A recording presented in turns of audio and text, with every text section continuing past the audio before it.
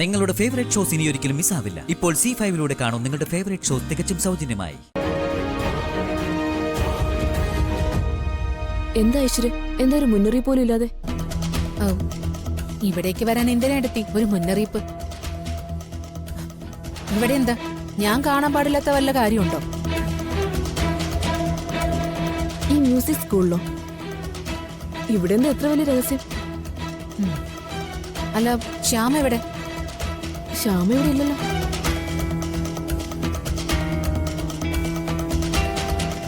ശ്യാമമ്മയുടെ ഇവിടെ നിങ്ങളെ മ്യൂസിക് പഠിപ്പിക്കാൻ വരാറുണ്ടോ? ഇല്ല. നിങ്ങള് ശ്യാമ മാഡത്തിനെ കണ്ടിട്ടേ ഇല്ല? ശ്യാമ മാഡം വരുമെന്ന് പറഞ്ഞായിരുന്നു.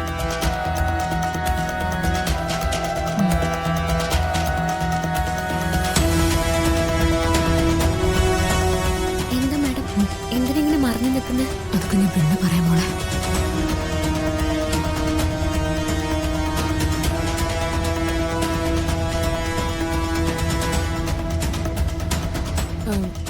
അതെ, ശ്യാമ ഇവിടെ വരാറില്ലെങ്കിലേ പിന്നെ ഞാൻ ശ്യാമയുടെ പാട്ട് കേട്ടതോ? ഇപ്പൊ ഇവിടെ ഇരുന്ന് ശ്യാമ പാടിക്കൊണ്ടിരുന്നില്ലേ? ശ്യാമയുടെ ശബ്ദം എനിക്ക് തിരിച്ചറിയാം ഏതവസ്ഥയിലും. ആ, അതോ? അത് കുട്ടികൾക്ക് പഠിക്കാൻ വേണ്ടി ശ്യാമയുടെ കീർത്തനങ്ങള് പ്ലേ ചെയ്യുന്ന പതിവുണ്ട്. ചിലപ്പോ അതായിരിക്കും ഐശ്വര്യ കേട്ടത്.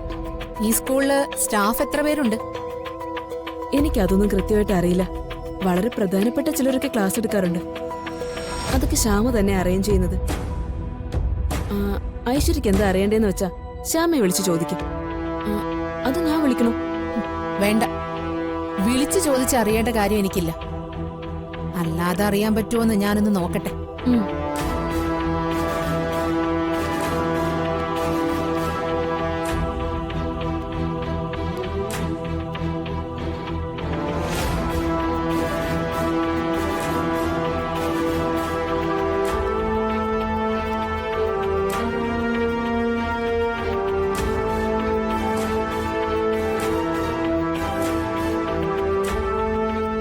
അമൃതേടത്തിക്ക് രഹസ്യങ്ങൾ സൂക്ഷിക്കാൻ വലിയ ഇഷ്ടമാണല്ലേ?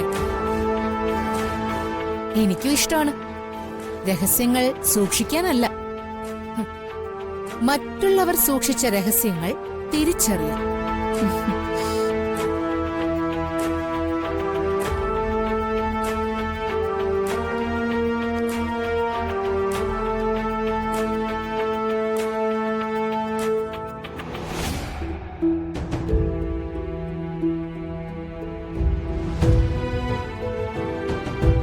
മാഡം, ഫിദ എവിടെ? അപ്പുറത്തുണ്ട്. അല്ല, ഫിദ മാഡം ആകെ ടെൻഷനിലാണല്ലോ. ആരാ ഇപ്പൊ പോയത്? അത് ഫിദ മാഡത്തിനെ ദ്രോഹിക്കാൻ നടക്കുന്ന ഒരു സ്ത്രീയാ. ഫിദ മാഡത്തിന്റെ ശത്രുക്കളോ? എനിക്ക് വിശ്വസിക്കാൻ പറ്റുന്നില്ല. നല്ലവർക്ക് ശത്രുക്കളുണ്ടാവും. അതാ ഫിദ മാഡത്തിന് ശത്രുക്കളുള്ളത്. ഞാൻ അവരെ കണ്ടു. ഇതിനു മുൻപ് എവിടെയോ കണ്ടതുപോലെ തോന്നുകയും ചെയ്തു. അത് മോൾക്ക് തോന്നുന്നതായിരിക്കും. വരൂ, നമുക്ക് ഫിദയുടെ അടുത്തേക്ക് പോവാം. ഡൗൺലോഡ് ചെയ്യൂ C5 ആപ്പ്. കാണൂ എല്ലാ എപ്പിസോഡുകളും സൗജന്യമായി.